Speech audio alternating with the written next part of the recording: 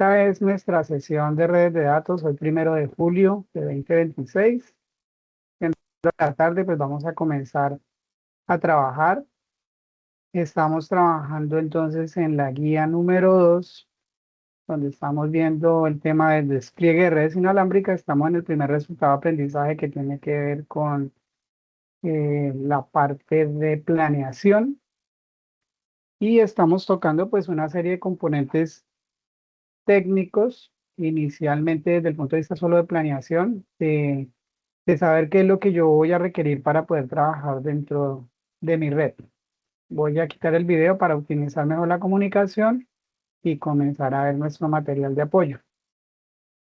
Bueno, les decía yo pues en esta actividad que ustedes tienen que presentar, que es un informe, ¿no? Es un informe pero desde el punto de vista como de estudio, como de proyecto. Creo que ayer Carlos Julio les estuvo hablando al respecto, les dio las pautas de cómo se debe entregar el informe. Y pues en el campo, en la vida práctica, pues muchas veces una empresa le solicita a uno primero eso, ¿no? Un informe con un presupuesto, para que ese presupuesto pues se sepa qué es lo que se requiere, cuánto puede llegar a costar y poder llevarlo a cabo con éxito. Pero obviamente pues para eso necesitamos tener claros algunos conceptos. Entonces voy a compartir unas diapositivas y vamos a mirar unos videos, vamos a mirar también algo que nos hace falta que tiene que ver con las antenas, solo como por conocimiento, y de la forma como trabajan las redes inalámbricas, pues porque todo eso tiene que ver a la final con la correcta, mm, o el correcto despliegue de la señal dentro de un espacio, ¿cierto? Teniendo en cuenta obstáculos que pueden ser paredes, pueden ser objetos metálicos, pueden ser estructuras de los edificios, pueden ser incluso árboles, lagos, etcétera, etcétera. Hay muchos eh, componentes que pueden interferir una señal inalámbrica y pues eso va a hacer que nuestra señal no sea la más ideal. Bien, entonces vamos a mirar esta presentación.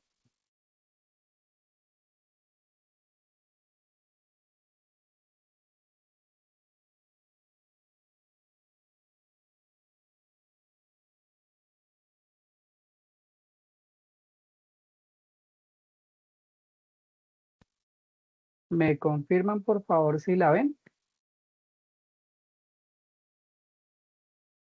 Sí, señor. Bueno, bien. Esta pues es una presentación teniendo en cuenta que ustedes están trabajando en un escenario de una empresa que funciona en un edificio de 3 niveles, ¿cierto? Y pues como eso es una metodología basada en problemas, pues normalmente lo que vamos es a buscar darle solución a ese problema, porque así es la vida real, ¿no? La vida real lo que nosotros nos presenta es un problema que tenemos que resolver y en el caso nuestro, desde el punto de vista de redes, pues lo que tenemos es que garantizar el cubrimiento de la red dentro de determinados espacios. Ahora, depende para qué quiero yo esa red, cuál va a ser el uso que se le va a dar, ¿no? Si es un uso empresarial, si es un uso para los invitados, si es un uso complementario a la red, etcétera, etcétera.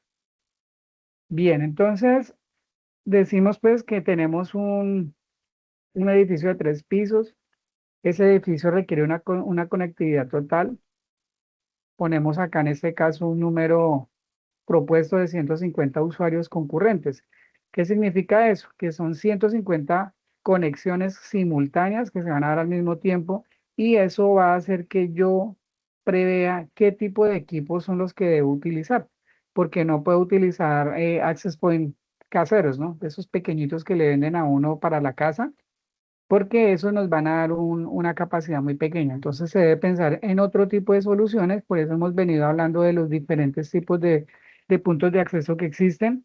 Hay algunos que son más robustos, incluso centralizados, que me permite a mí cubrir pues grandes espacios, ya depende de la topología que yo despliegue. ¿Qué se debe tener en cuenta pues en cualquier edificación? La atenuación, ¿cierto? Cuando hay losas de concreto o los pisos de concreto entre pisos, pues eso causa una atenuación grandísima. porque la señal muchas veces no traspasa esa losa de concreto y hace que la señal pues, nos vaya a llegar muy débil o simplemente no llegue. Otra situación que podemos tener es que haya una alta concentración de personas en un sitio, por ejemplo, una sala de juntas. Entonces ahí se van a concentrar una cantidad de personas importantes que también va a tener uso de esa red inalámbrica. Otro aspecto también a tener en cuenta son las interferencias de redes vecinas, sobre todo cuando estamos en zonas urbanas, ¿no? Pues cuando estamos en una empresa cualquiera, pues nosotros tenemos cualquier cantidad de redes alrededor. Sino más acá en mi casa, así que les voy a mostrar nuevamente con mi software de redes, hasta el Wi-Fi Analyzer. Estoy en una zona residencial, pues me voy a cantidad de redes que yo tengo alrededor. Voy a mirar por,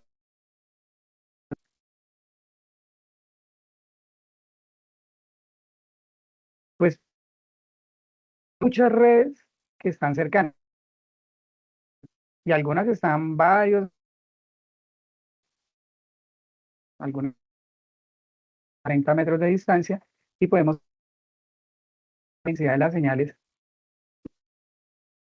cercanas, ¿cierto? Si ustedes observan, incluso si observan la calidad de la en decibeles, como habíamos charlado en Perdón, sesión anterior, profesor, pues vamos a no sé saber si, que profesor, los perdón, no menos sé si sea 50 yo, va a ser de pero mejor. se le escucha con mucha interferencia el audio. Sí, se escucha entrecortado, profe.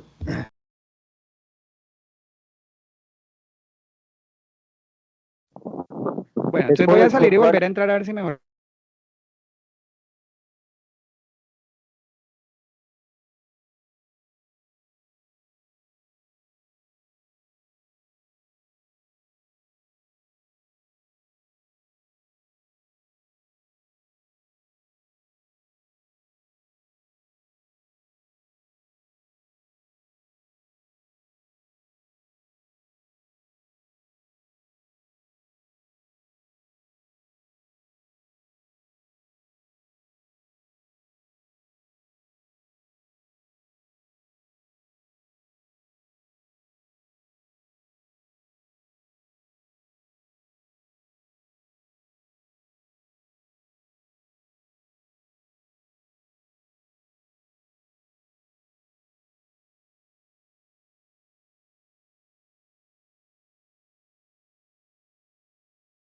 Listo, ¿se escucha mejor?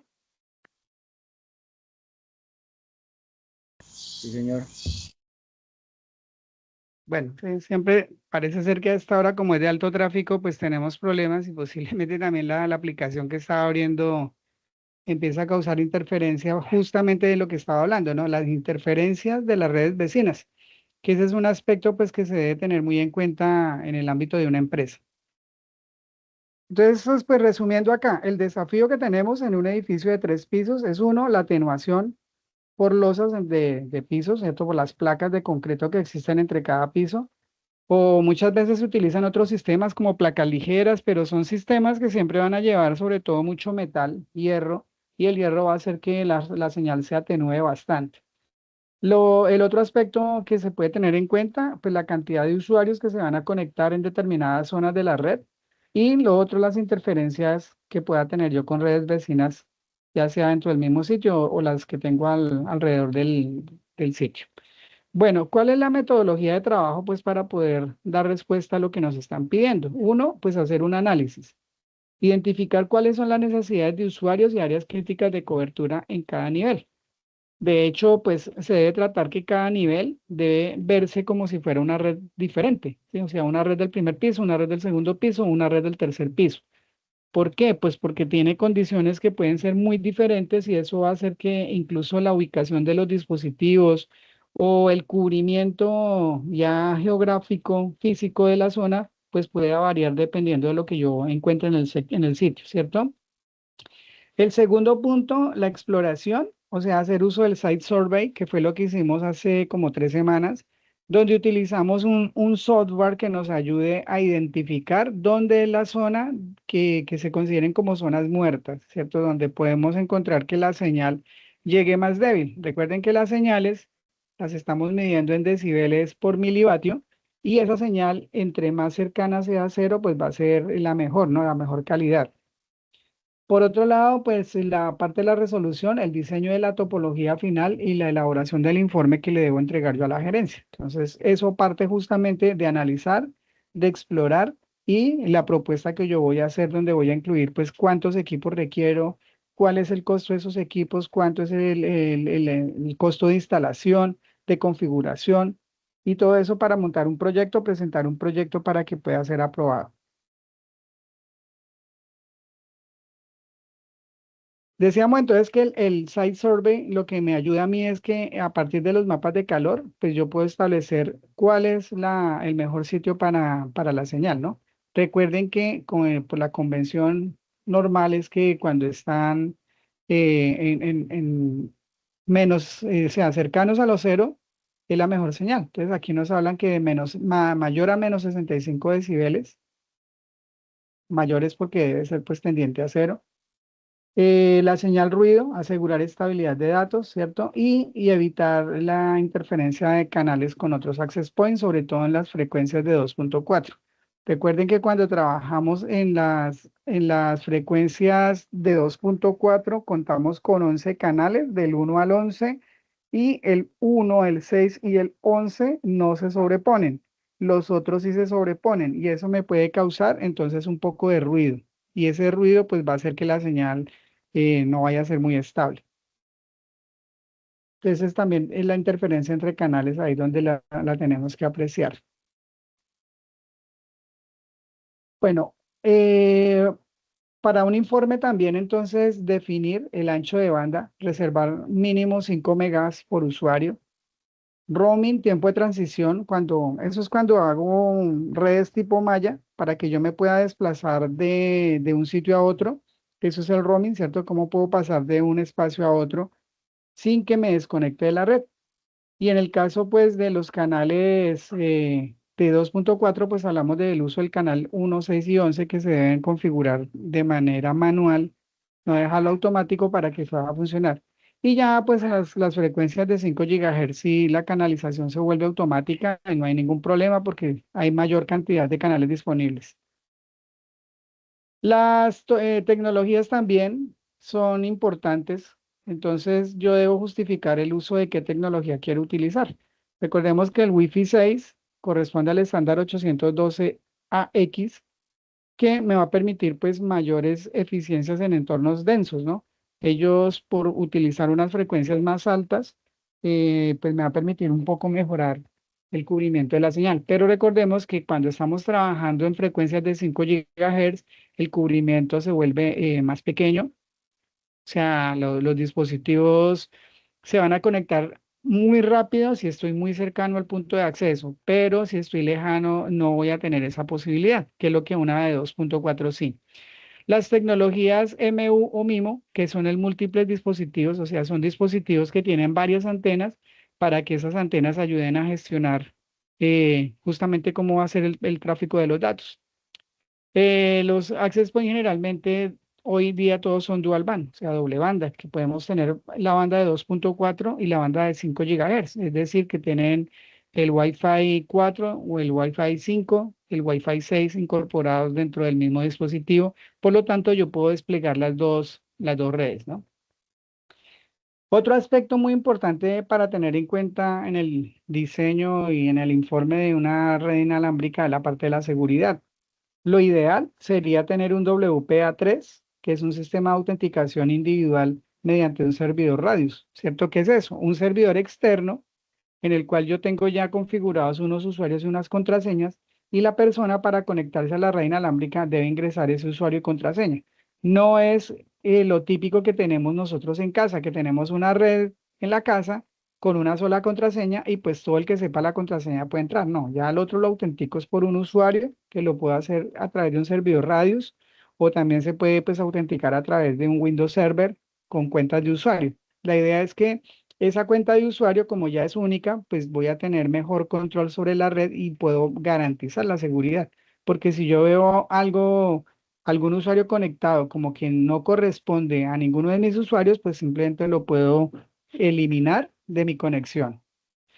Las VLAN son redes virtuales que se hacen en los switches para separar el tráfico entre redes, ¿cierto? Entonces, cuando yo tengo voy a poner por acá mi packet tracer para que ustedes lo vean. Mi packet tracer acá está. Entonces, yo tengo este dispositivo de acá que es el switch, ¿cierto? Sí están viendo todos mi packet tracer, ¿verdad?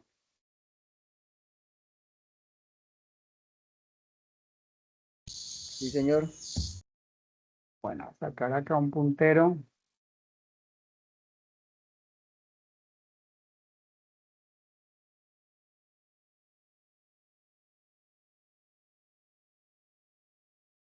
Listo. Entonces, cuando yo hago una VLAN, es coger este switch de acá y dividirlo. Lógicamente, ¿no? Lo hago a partir de una configuración. Entonces yo lo divido, por ejemplo, en dos o en tres. Entonces puedo dividir este switch acá. Entonces yo digo, esto de aquí para acá es una red virtual y esto de aquí para acá es otra red virtual. De manera que la parte inalámbrica funciona acá. ¿Cómo lo configuro? Pues a partir de unos comandos, como ya sabemos que este switch tiene 24 puertos, ¿cierto? Acá están los 24 puertos que yo puedo utilizar para él.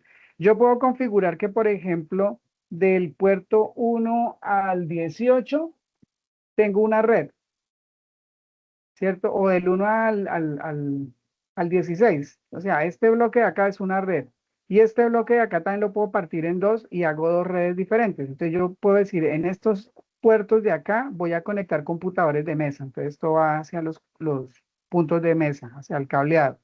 Estos de acá los voy a utilizar para unos servidores locales que voy a colocar ahí, porque ahí voy a colocar un servidor para que me administre la contabilidad, para que me lleve el registro de las ventas en una base de datos, para que maneje la página web empresarial que tengo, una intranet, lo que sea. Y las otras los configuro para que se conecte la red inalámbrica. Es decir, que la red inalámbrica no va a estar usando el mismo canal, llamémoslo de esa manera, que los servidores ni de los equipos de mesa, sino que lo que hago es segmentar el tráfico de manera que lo puedo separar, como si tuviera tres dispositivos físicos. Es lo mismo que si yo tuviera aquí como de tres switches, cada uno dedicado a una cosa, pero lo hacemos como muchas veces los dispositivos no tenemos acceso a todo ello, pues configuramos este que sea, desde que sea administrable, yo lo puedo configurar y crear unas VLAN, ¿cierto? Si uno mira incluso la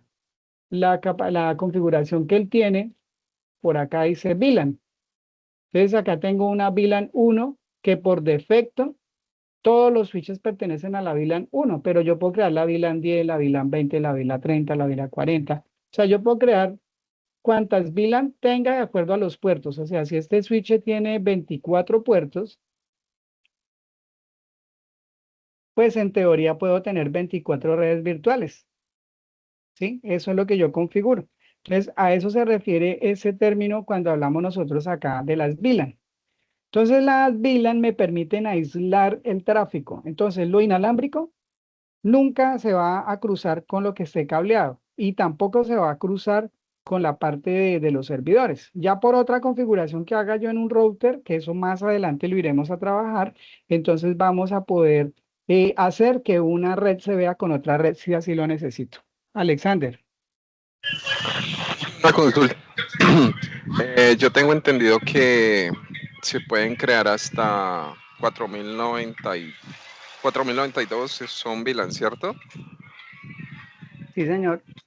Eh, ¿Cuántos, si es de manera lógica, de acuerdo a lo que usted dijo ahora, que de un switch se creaban 24 VLANs, en ese sentido, ¿cómo se crean las 4000 VLANs, por así decirlo? No, o sea, digamos, dentro de una empresa nunca se llegaría a eso. Por ejemplo, aquí en el SENA de acá, la configuración de red de ellos está proyectada para 20 VLAN. ¿Sí? O sea, tendríamos 20 redes virtuales, pero en la realidad están usando nomás como 6. Entonces ellos tienen, por ejemplo, una red de funcionarios, donde se conectan el personal administrativo y los instructores. Tienen otra red que se llama aprendices, que es pues para los aprendices. Tienen otra red que se llama eventos. Ustedes la utilizan cuando hay algún tipo de evento especial que necesitan, por ejemplo, transmitir en directo por Facebook, ¿sí? Una transmisión en vivo, como va a requerir muchísimo ancho de banda por el uso de video, entonces esa red va a tener unas condiciones diferentes a las otras redes.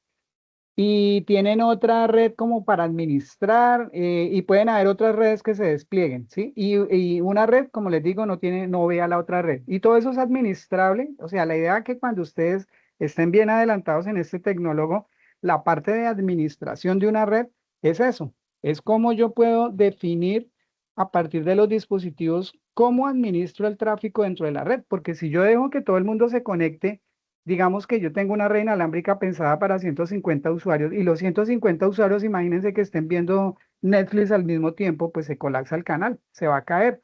Y si yo tengo un call center, porque mi negocio tiene un call center para efectos de marketing o para el efectos de la cobranza o lo que se quiera hacer, pues no me va a funcionar, ¿cierto? Y es lo que uno a veces nota cuando en las llamadas que se reciben a partir de un call center la llamada es ruidosa, la llamada es como si estuviera temblorosa, es porque la calidad del servicio es tan malo, porque está mal administrado por la cantidad de usuarios. Entonces, todo esto es lo que se tiene en cuenta, ¿sí? Entonces, la seguridad de una red inalámbrica es clave por eso, porque yo debo tener muy claro, uno, quiénes se conectan a mi red. Recuerden que los hackers o los delincuentes o los ciberdelincuentes o el que quiera venir a robar datos o lo que sea, siempre va a atacar la red inalámbrica porque es la más vulnerable, es la más fácil de atacar, ¿cierto? Es lo más fácil que se puede hacer. Entonces, si yo utilizo un sistema de autenticación WPA3, que es el más reciente, pues voy a de pronto aumentar o más bien bueno, ¿cómo lo llamaría? Aumentar, disminuir la probabilidad de un ataque. Digamos, pueda que si yo no tengo una seguridad, la probabilidad de un ataque puede ser del 100%. Más me demoro yo en poner la red al aire que se me estén metiendo. Pero si yo implemento un tipo de seguridad WPA2 individual con una contraseña fuerte, pues voy a hacer que ya el acceso a esa red empieza a alejarse la probabilidad de que pueda ser accesada, ¿cierto? Que la vayan a atacar. Entonces, eso va a depender del tipo de seguridad que utilice. Entonces, es clave por eso la seguridad. Lo ideal es utilizar WPA3, es lo ideal. Si no tengo WPA3, es que es el último protocolo, también está el WPA2 empresarial, que también funciona a partir de un usuario y contraseña. O sea, tiene que ir contra un servidor para que el servidor sea quien autentique y me permita. Y si no, mínimamente, pues tenemos que tener un WPA2 personal, que es el que usamos nosotros en nuestras casas. Entonces, si yo miro acá este dispositivo inalámbrico y miramos su interfaz gráfica en la configuración, entonces, por acá en la parte de wireless, en la pestaña de seguridad aquí abajo, wireless security aquí abajo, voy a ver que tengo un WPA2 personal, pero también tengo uno empresarial. Entonces, el empresarial va contra un servidor. O sea, si yo habilito este, necesariamente voy a tener que colocar un servidor que me ayude. Mientras que este otro sí va a trabajar con una contraseña que yo le genere, que es como normalmente trabajan todos los access point que tenemos nosotros en nuestras casas. ¿Listo? Es para que ese aspecto sea un aspecto importante dentro de ese informe. La seguridad es importante y una forma de brindarla es tener un protocolo, pues lo mejor, lo más robusto, que no permita el acceso de personas que no son de la red. Las VLAN, porque me permiten a mí separar el tráfico, aislar, de manera que si una red inalámbrica, supongamos que logren atacarme, pero al estar dentro de una VLAN, pues no van a poder llegar a los servidores, porque están dentro de una red diferente. Y lo otro son sistemas de autodetección, que se llaman, son redes inalámbricas, por eso es la W, es WIPS. IPS son sistemas de protección y hay sistemas de detección. ¿Cierto? O sea, un software que yo uso para monitorear. Entonces, mi red debe estar monitoreada para yo poder detectar si de pronto alguien se está conectando y no está autorizado. Entonces, hay muchos programas que pueden hacer eso. que eso también se mirará más adelante cuando se vengan a ver las competencias ya como configuración de administración y de seguridad, que es donde se implementan estos sistemas, ¿no? Entonces, hay alguno como el PFSense, que es un software que se monta en un equipo, en un computador, y va, todo el tráfico de red pasa por él, y él puede entonces hacer esta parte. Y lo que no hace, él lo complementa en otros programas, ¿no? O si no, también tengo hardware físico, dispositivos físicos que me ayudan a mí a monitorear. De hecho, los mismos access point, yo puedo ingresar a mirar quiénes están conectados. Y si yo veo a alguien que está como raro ahí, pues lo puedo expulsar. Hasta en los móviles. Hay una aplicación, no recuerdo el nombre, era una Wi-Fi algo. Una Wi-Fi, bueno, yo no sé la Analyzer, no, hay una aplicación, en este momento no la recuerdo, no sé si aquí la persona que trabaja ahí con instalación de internet en las casas sepa, hay una aplicación que se utiliza para yo escanear la red, se llama Find, F-I-N-G, esa aplicación me permite escanear mi red y ver qué dispositivos están conectados. Entonces yo puedo reconocer que tengo mi televisor, que están conectados mis celulares, que tengo conectado un computador portátil y de pronto yo identifico un dispositivo extraño que yo no lo conozco, entonces yo lo puedo expulsar de la red y lo puedo bloquear. Entonces esos Profe, son sistemas de detección. Señor, profe, hay también una aplicación para escanear la red que se llama IP Scanner. Entonces uno uno digita el segmento de la IP de la cual quiere analizar y él le muestra las IPs que están asignadas, el nombre del equipo y si el equipo tiene conexión HTTP, si es un administrable. correcto, sí, ese también se usa, pero ese pues ya tiene un fin más de verificar qué dispositivos tengo yo en la red. Pero digamos, para usuarios más normales, aplicaciones que me permitan a mí escanear, o sea, haciendo el mismo efecto de escanear la red, identificar porque me puede traer la marca del dispositivo para yo saber a qué se refiere y poder identificar si mi equipo son mis equipos o no son mis equipos, ¿no? Y algo ventajoso que tiene las redes inalámbricas es que yo puedo, en la parte de seguridad, yo puedo hacer que ellas se comuniquen o que se conecten únicamente por las direcciones MAC. ¿Recuerdan que la dirección MAC es la dirección física que tienen las tarjetas de red? ¿Se acuerdan que yo les hice acá una demostración de cómo funcionaba incluso el protocolo ARP cuando él va a descubrir los computadores dentro de una red? Entonces, él no lo hace por la IP, sino por la MAC, desde el switch, ¿no? El switch, o sea, cuando estamos a nivel de este dispositivo acá, que es el switch, entonces ese dispositivo me va a permitir a mí saber quiénes están dentro de mi red a partir de una dirección MAC. Bien, entonces esa dirección MAC, por ejemplo, si yo entro a este access point nuevamente, a la configuración de él,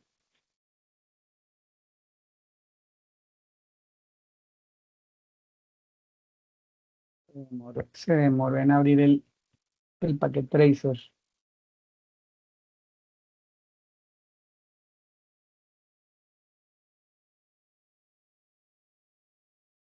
Bueno, esperemos a ver si abre el programa, no, no, se quedó pegado. Bueno, cuando yo tengo la configuración de él acá, hay una pestaña donde yo puedo mirar las IP, las MAC. Puedo mirar las MAC, ¿cierto? Entonces yo puedo mirar qué equipo está conectado a qué MAC. En estos de acá no, porque estos simplemente están repitiendo la red. En el otro sí. Vamos a cerrar y volver a abrir a ver si funciona bien. Bien, entonces esos aspectos tienen que ver con la seguridad. La seguridad siempre es como tener en cuenta eh, estas recomendaciones que es lo más, pues como para darle mayor seguridad a ella. La parte del cableado también es importante, ¿sí? Pues para la parte inalámbrica es clave el cableado, porque es que la red inalámbrica es una extensión de mi red cableada. Y de esto, pues ustedes también ya hicieron un ejercicio anterior donde les tocó montar un plano para saber qué dispositivos iban a colocar en los pisos, ¿cierto? ¿Qué switches voy a conectar? Teniendo en cuenta el número de puertos y el número de puntos de red, pues así es el número de switches. Entonces los switches, hay algunos switches que tienen una tecnología que se llama PoE. ¿Saben qué es eso? Corriente sobre Ethernet.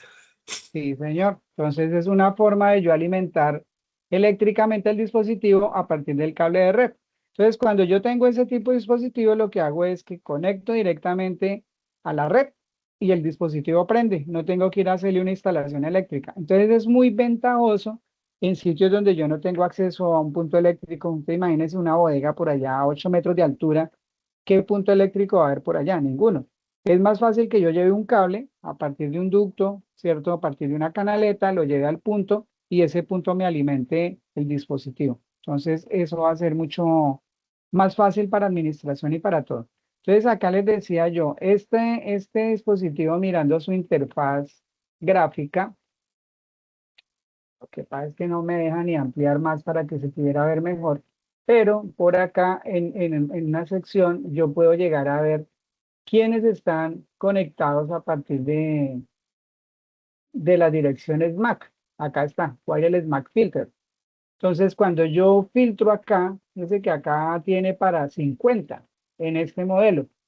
Entonces, yo puedo tener acá una lista y acá yo puedo habilitarlo. En este momento está deshabilitado, pero si yo lo habilito, entonces él debería reconocer aquí por ejemplo, le puedo decir permita el acceso a los que estén en la lista. Entonces, acá lo que tengo yo es que mirar qué clientes están conectados a mi red y los permito. Entonces, cuando se vaya a conectar un equipo nuevo que es desconocido, pues la red simplemente no lo va a dejar conectarse a partir de la dirección MAC. Eso es un filtro. Entonces, eso es también un elemento de seguridad que se puede usar. Aunque también pues tiene su vulnerabilidad, pero digamos, esa es una forma que yo puedo garantizar que la red tenga un determinado nivel. O sea, la idea siempre es, entre más controles existan, pues mi red va a ser más segura, ¿cierto? Ustedes pasaron en el mes anterior, estuvieron hablando también sobre la primera parte de seguridad y tuvieron que mirar las vulnerabilidades. Entonces, esas vulnerabilidades justamente se controlan. Lo que hace es meter controles. No significa que se eliminen. O sea, en seguridad casi que nada se puede eliminar. Lo que hacemos es minimizar el impacto que pueda llegar a tener. Entonces, el utilizar switches PoE, pues es una ventaja por lo que les decía, va a tener alimentación directa de los access point.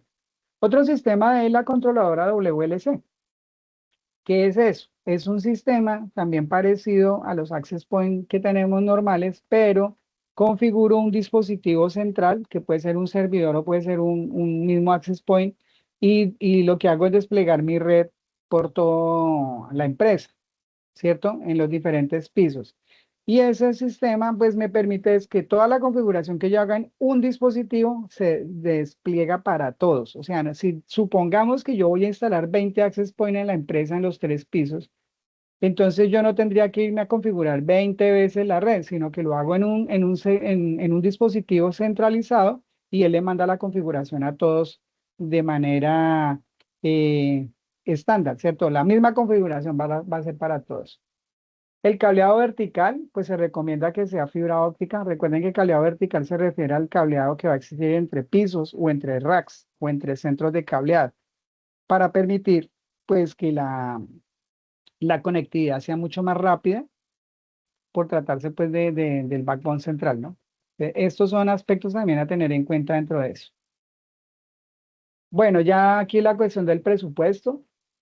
Tener en cuenta que pues el hardware de los dispositivos pues tiene un costo definido, el cableado, la instalación, el licenciamiento del software. Generalmente todos los dispositivos de hoy en día que uno compra, toca comprar una licencia, si no, no funciona. Y algo importantísimo es que todo presupuesto debe tener una contingencia o unos imprevistos, ¿cierto? Porque muchas veces dentro del presupuesto que yo tengo, puedo tener imprevistos. De pronto fui a instalar un access point en el techo y resulta que ahí no había forma de colocarlo y me tocó mandar a construir una base metálica y me tocó pagarle a una persona para que viniera, hiciera una perforación en el techo, la instalara, le echara cemento, la asegurara. Entonces, esos son costos que no estaban previstos y que se pueden llegar a dar. Entonces, todo presupuesto siempre debe llevar algo como eso. Y ya pues como el informe como tal, pues esta es una forma de verlo, un resumen ejecutivo, una justificación técnica basadas en el site survey, un cronograma con fases de instalación, o sea, cuánto tiempo me voy a gastar yo instalando la solución que estoy proponiendo y tener la parte de análisis de riesgos, seguridad y disponibilidad.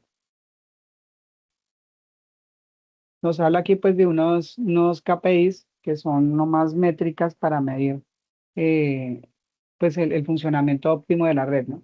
Entonces, siempre en redes se habla del 99.9% de disponibilidad. O sea, en lo posible, la red tiene que estar 99.9% disponible. También de eso hablamos, creo que la semana pasada. Pueden haber situaciones que sucedan, ¿sí? Puede ser, por ejemplo, acá en Neiva el 8 de marzo, cayó un aguacero en el momento que estaban cerrándose las elecciones. Están a las elecciones de Congreso, se estaban cerrando a las 4 de la tarde, cayó una borrasca, pero impresionante. Esta ciudad está a 440 metros de altura sobre el nivel del mar, tiene una temperatura media de aproximadamente 30 grados. eh, Acá ver granizo es algo raro, ¿cierto? Y ese día cayó granizo a esa hora. O sea, fue tal la tormenta que ese día pues se inundaron muchas cosas y hubo una borrasca, hubo un viento fuertísimo que desentechó casas, tumbó postes, tumbó árboles que terminaron encima de las casas. Un local de Ara, aquí cercano, lo destechó completamente. O sea, eso quedó como si lo hubieran bombardeado. Una cosa impresionante. Y eso causó fuera de que todo ese impacto físico que sucedió en la ciudad, en diferentes sitios, en casas, en colegios, en empresas, fuera del hecho, la energía se fue y duramos casi 3 días sin energía eléctrica en la mayoría de la ciudad. Entonces, por ejemplo, ante una catástrofe de esas, pues que yo mantenga el 99.9% es casi imposible, ¿cierto? Igual son eventos que son muy esporádicos, pero que pueden suceder. Entonces, también en la parte de administración uno tiene que tener en cuenta cuál es la contingencia que yo puedo tener si llegase a pasar algo así. Digamos, ese es un escenario, pero pueden haber otros. Puede haber un escenario de un cortocircuito, puede haber un escenario de un robo, puede haber un escenario de un atentado, puede haber un escenario de un desastre natural. O sea, pueden haber muchas cosas que pueden hacer que este valor del 99.9% no se pueda llevar, pero lo ideal es tenerlo ahí. Entonces, en empresas muy grandes, por ejemplo, imagínense ustedes un Google que se le dañe un data center, pues no dependen de uno, deben tener muchos data centers en el mundo que en el momento que se caiga uno inmediatamente debe entrar otro a respaldar y eso hace que se pueda garantizar esto. Pero pues digamos es lo ideal, ¿no? En redes se habla de esto, de la disponibilidad, pues debe tenerse en cuenta eso. Entonces, ¿cómo puedo yo garantizar esa disponibilidad? ¿Cuál es mi contingencia frente a eso? El otro es la latencia media. La latencia se mide en el retraso por milisegundos, ¿no? Les voy a mostrar un video que me llegó ayer que me pareció muy gracioso y se lo envié a mis aprendices justamente para mirar el efecto de la latencia. Yo lo busco, aunque es un video pues que nos está hablando de... ¿ah?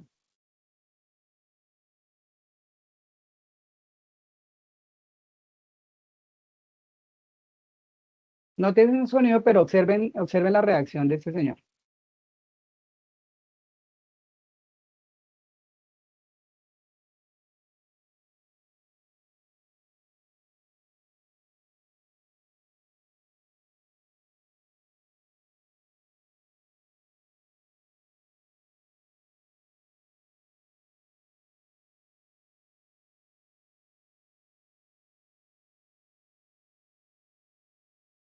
¿Sí vieron qué pasó ahí?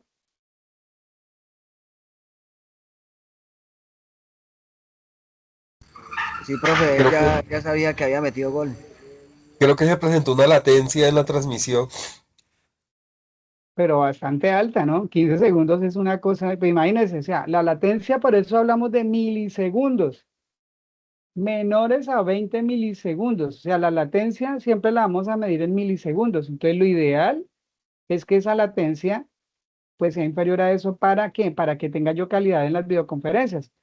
Por ejemplo, cuando uno está aquí en el centro de formación, digamos 9 de la mañana, si uno va, o 10 de la mañana, uno va a entrar a una videoconferencia, eso es misión imposible. porque la calidad del video es pésima, es malísima, además de que la red no está bien administrada, tiene que ver con eso. Entonces, por eso es que muchas veces las redes se separan también para evitar eso, ¿no? Las tasas de reintento menores al 10%. Esto es la eficiencia del espectro electromagnético. Recuerden que hacemos ese uso del espectro electromagnético para la transmisión de los datos. Y la densidad de usuarios, entonces acá proponen 50 por access point en horas pico de oficina. Ahora, depende de qué tipo de access point estoy utilizando. Si yo utilizo un access point de esos caseros, pues no me admite sino 15 usuarios. Yo trabajé, por ejemplo, acá en un colegio, en la Normal de Neiva, y la Normal de Neiva tenía una sala de internet, una sala de informática para 40 muchachos, habían 40 computadores, y la conectividad ya era inalámbrica, ¿cierto? No tenían cable, era inalámbrica, habían puesto, tenían dos access point, porque eso era con Telefónica, tenían dos internet, digamos, dos modem diferentes. Y el pobre que administraba eso, como no sabía, entonces él sufría porque cuando ponían uno, pues llegaba a 15 y 15 tenían red y los demás no.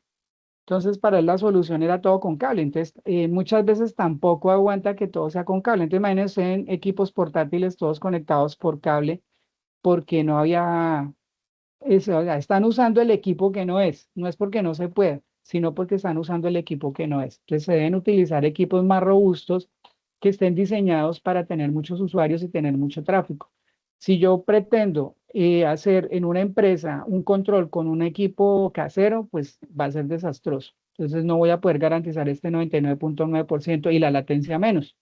Sí, porque va a tener es una red que va a vivir congestionada y la gente va a terminar cansada. Bien, esto era lo que quería mostrarles por este lado, como para que tengan en cuenta. Y ahora quiero complementar eh, con un par de videos donde vamos a mirar la cuestión de las antenas. ¿Cómo es que se produce la transmisión de Hola, las mi nombre antenas? es Gabriel Barrandelli de Gaba Technologies, consultor informático. ¿Me confirman si se escucha, por favor?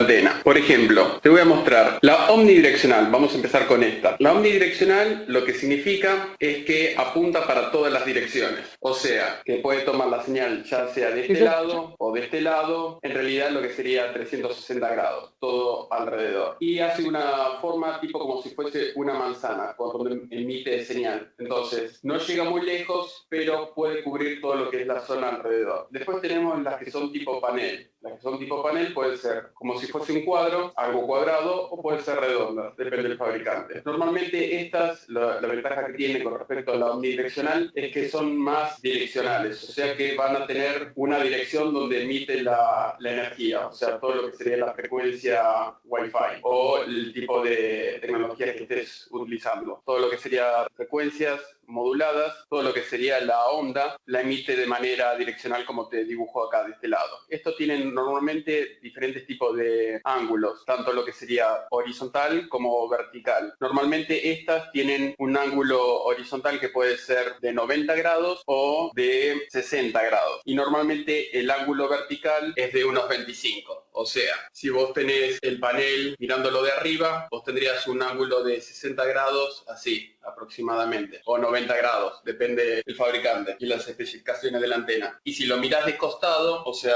la antena estando vertical, tendrías un ángulo mucho más chiquito, que esto sería unos 25, 30 grados. Esto es muy bueno porque la señal está mucho más concentrada y lo que te sirve es para poder hacer enlaces punto a punto si quisieras o conectarte contra una omnidireccional. Esto te sirve normalmente para los ISPs, o sea, los proveedores de internet que transmiten obviamente inalámbricamente. Después tenés las direccionales, como te muestro acá, tenés sólidas, grilladas y las Yagi. Estos son tres tipos de antenas. Las sólidas es un plato sólido, obviamente. Las grilladas es tipo como si fuese una parrilla y tiene el iluminador adelante. Y la Yagi sería como si fuese parecido a una antena de televisión. Adentro son así, tienen un elemento y tienen varios elementos cortitos adentro. Y el tipo de onda que emite es algo por el estilo, algo así, algo medio alargado. Y las grilladas son el ángulo vertical, normalmente son de 15 grados, o sea, algo muy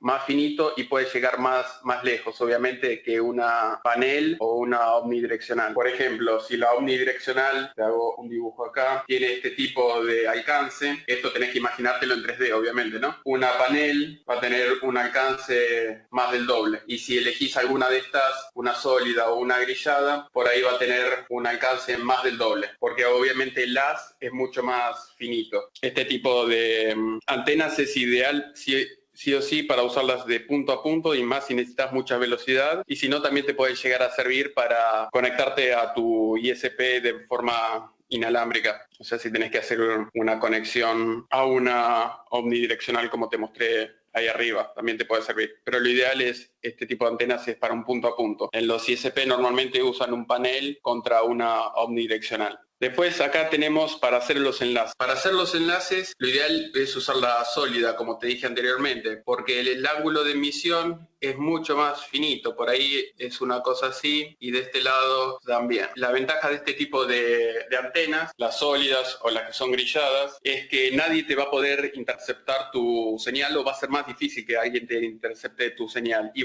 el enlace va a ser mucho más robusto porque el enlace van a estar enfrentados y no hay ninguna señal que se pierda en el camino, sino toda la energía va a estar dirigida de un lado y del otro para enfrentarse y lograr la comunicación. Y como te había dicho antes, bueno, las Omnis las podés conectar con una sólida también, pero es más para proveedores de internet, o excepto que tengas un galpón muy grande, tengas una empresa y tengas que conectar muchas computadoras o equipos de bolsillo tipo celulares o lectores de código de barras o lo que sea. Entonces de esta manera podés cubrir un área mucho más grande. Normalmente los ISP, como te había dicho anteriormente, tenés el panel, la Omni, y acá podés tener sólidas o Yagis para poder lograr la conexión. Obviamente en lo que es el tipo de antena, tenés antenas de 5,8, 2,4, 900 MHz y otras frecuencias, pero las que te dije 2,4 y 5,8 son las más comunes y frecuentes. También por una cuestión de seguridad te conviene que vas a armar un enlace punto a punto, este tipo de antenas, por lo que te dije que es mucho más difícil que la señal se escape de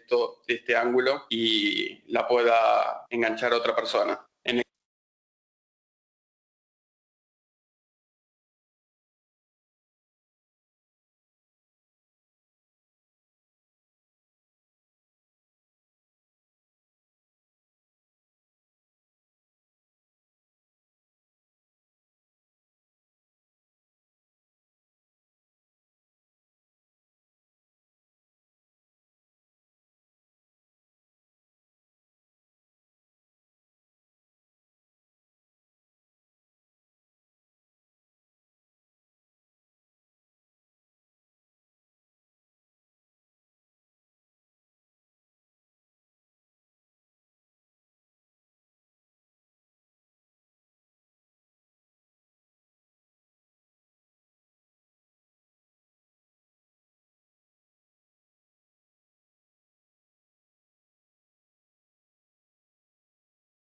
Perdón, estaba aquí hablando solo. Bueno, Andrés, ¿me iba a decir algo?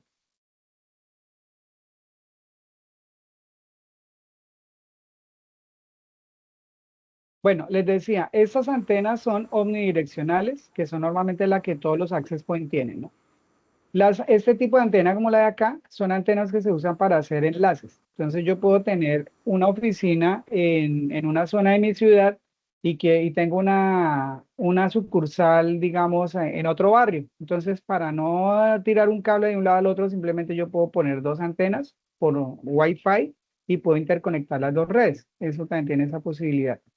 Este tipo de antenas como esta de acá, son antenas sectoriales, se pueden utilizar, por ejemplo, en campus universitarios donde yo quiero dar acceso inalámbrico dentro de un campo de fútbol, dentro de un jardín, espacios abiertos. Entonces puedo utilizar este tipo de antenas. Esas son como el tipo de antenas. Esta de acá también me sirve para hacer radioenlaces, para llevar señal, por ejemplo, a zonas rurales, que lo puedo hacer de esa manera. Y los dispositivos Access Point generalmente van a tener este tipo de antenas, que son antenas omnidireccionales, ¿cierto? Entonces estas antenas generalmente deben ir puestas así. El video también nos hablaba de algunas antenas, a ver si de pronto acá, bueno, no, hay unos access point. Entonces, por ejemplo, vemos los access point de una marca que se llama Wikiti. este tipo de access points son centralizados, estos de acá, que parecen un plato. Entonces se pueden colocar en la pared o se pueden colocar en el techo. Entonces, dependiendo, incluso ellos tienen en su configuración una forma de decir cómo va a irradiar la señal. Entonces, supongamos que yo tengo acá, esta es la oficina, y yo voy a colocar un access point, entonces voy a colocar un access point, por ejemplo, acá en la pared, que lo voy a colocar acá en la pared. Entonces, este dispositivo va a emitir un tipo de radiación que normalmente puede ser, si digamos, si la antena está ubicada de manera horizontal, entonces él me va a hacer es como un tipo de radiación así. Entonces, no me cubriría todo el salón, ¿cierto? Me cubriría este pedazo, pero y el resto no. Entonces, yo puedo pensar que ese dispositivo en su configuración, la forma de emitir la señal ya no va a ser así como cardioide, no va a ser omnidireccional, sino que va a ser de manera sectorial, ¿cierto? Entonces, yo ya voy a poder hacer que la señal que quiero emitir hacia el salón me lo haga como de esta manera. Entonces voy a hacer algo como así, ¿cierto? Y ellos tienen unos ángulos de abertura, de cobertura. Entonces, este tipo de access point puede hacer eso.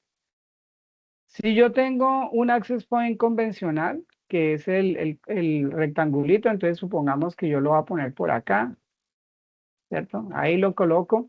Y la forma como él va a irradiar la señal a partir de su antena también va a ser en forma cardioide. Entonces, si lo coloco en este rincón, pues ¿hacia dónde va a coger la señal? Va a ser una señal que va a tratar de hacer, perdón,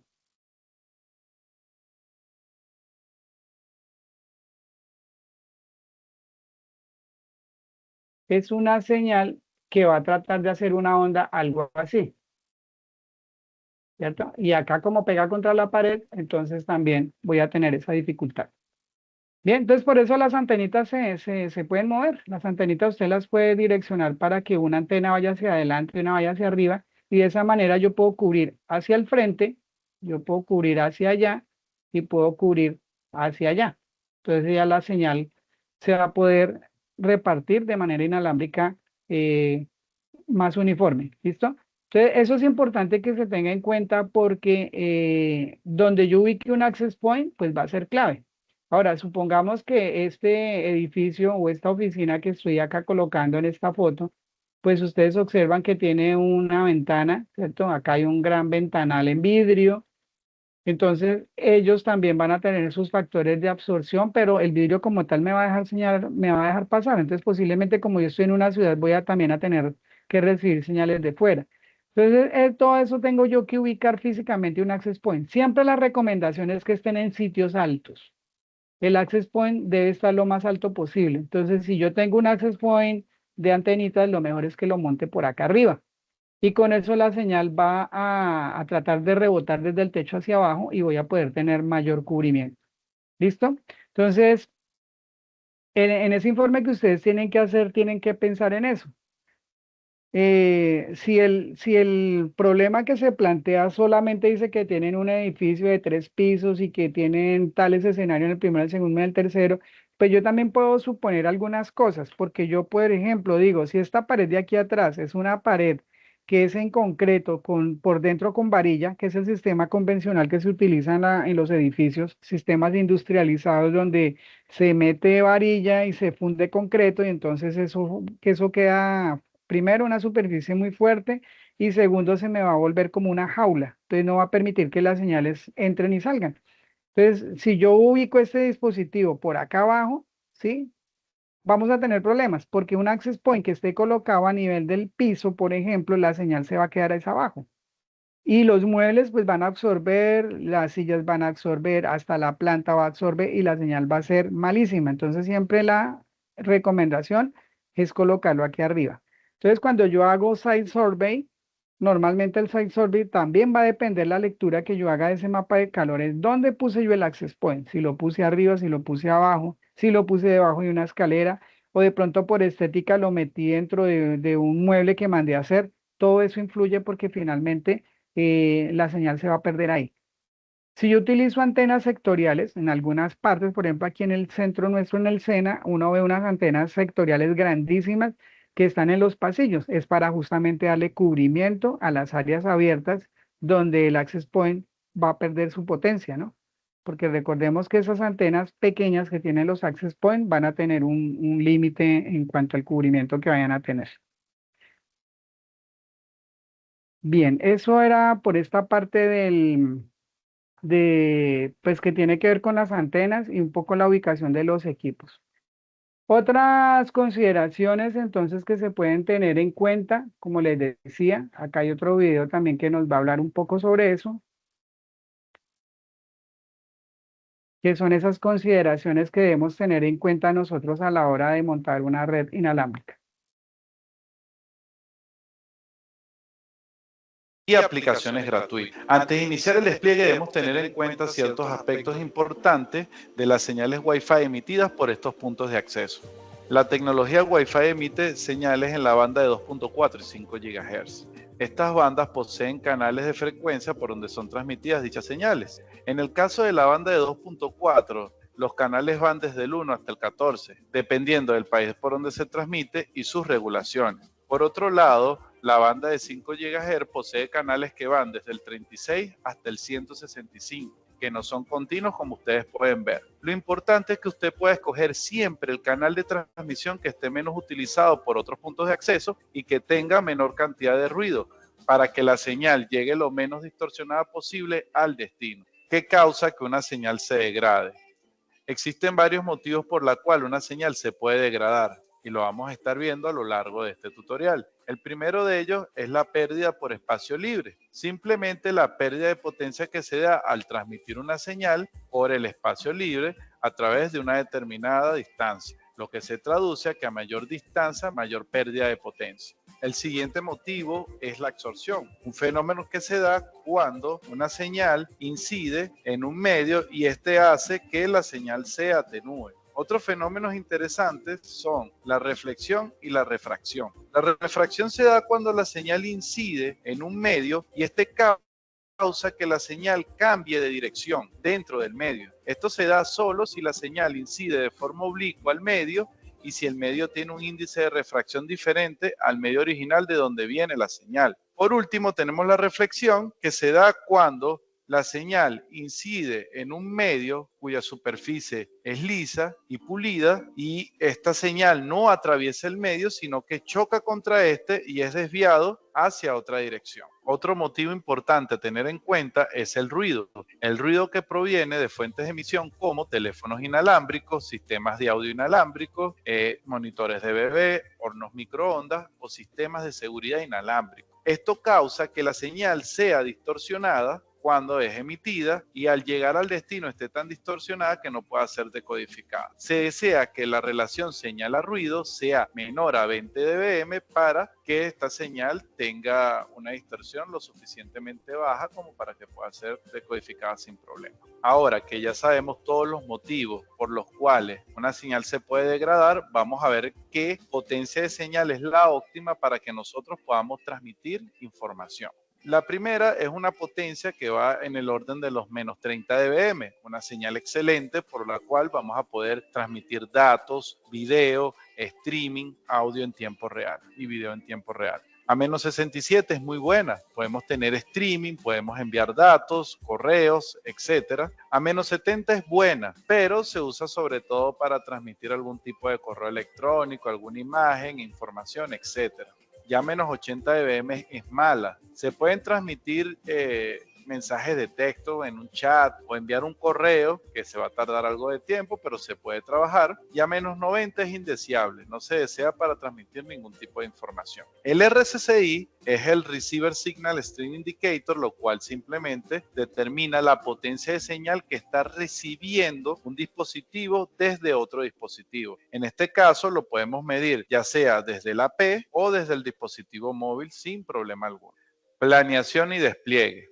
Lo primero que vamos a revisar son las consideraciones de la implementación. El primer punto que debemos tener en cuenta es entender el plano de la estructura y los materiales de construcción y su impacto sobre la calidad de la señal. Tema muy importante, ya que debemos tener en cuenta todos estos valores al momento de hacer el despliegue y posicionamiento de los APs.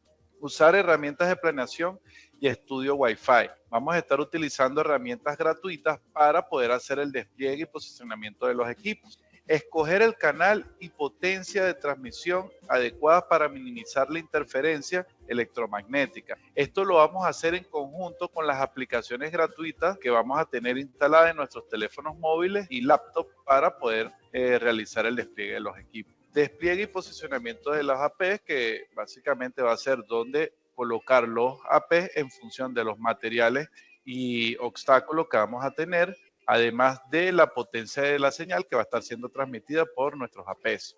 Y por último tenemos el cálculo aproximado de ancho de banda máximo por cliente. Esto es importante ya que debemos calcularlo para tener en cuenta el tipo de aplicaciones o el uso que pueda tener los clientes del servicio Wi-Fi. Aquí les dejo los materiales de construcción con sus atenuaciones respectivas, tanto en la banda de 2.4 como en la banda de 5 GHz expresados en dBs. Por ejemplo, si la señal de la P atravesar un drywall, esta va a perder de 3 a 4 dB en 2.4 y en 5 GHz perdería de 3 a 5. Al igual que de pronto un material más compacto como la puerta metálica puede perder en 2.4 de 13 a 19 y en 5 GHz va a perder de 25 a 32 dB. ¿Ok?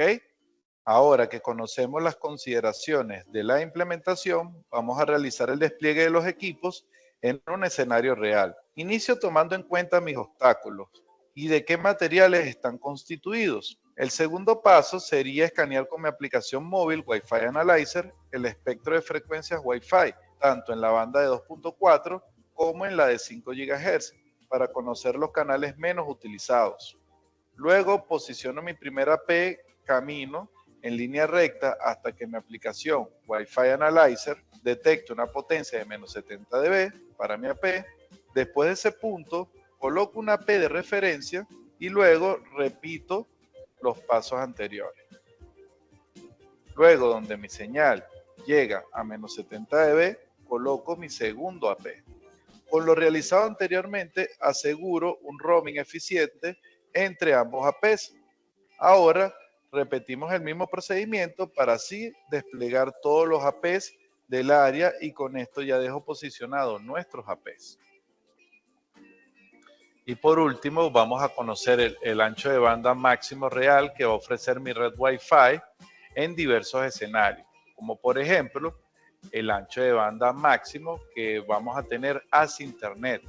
Esto va a depender tanto del ancho de banda que ofrece mi red Wi-Fi como el ancho de banda que ofrece mi proveedor de servicios de Internet. Y este se mide solamente conectando un dispositivo a mi red Wi-Fi y realizando una medición a través de la aplicación SpeedTest para obtener los resultados. El siguiente escenario está basado en el ancho de banda que vamos a tener entre mi red cableada y mi red Wi-Fi. Este lo vamos a poder medir a través de aplicaciones como iPerf que podemos instalar en una laptop y PC. iPerf funciona de modo servidor y en modo cliente, y a través de este modo servidor y cliente vamos a poder hacer pruebas y obtener mediciones de ancho de banda entre ambos equipos. Y por último, vamos a obtener el cálculo de ancho de banda que vamos a tener entre un cliente Wi-Fi y otro cliente Wi-Fi. Esto también lo podemos hacer a través de la aplicación iPerf en modo servidor y modo cliente para obtener las mediciones de ese ancho de banda. Y con esto hemos terminado por el día de hoy. Nos vemos en la próxima.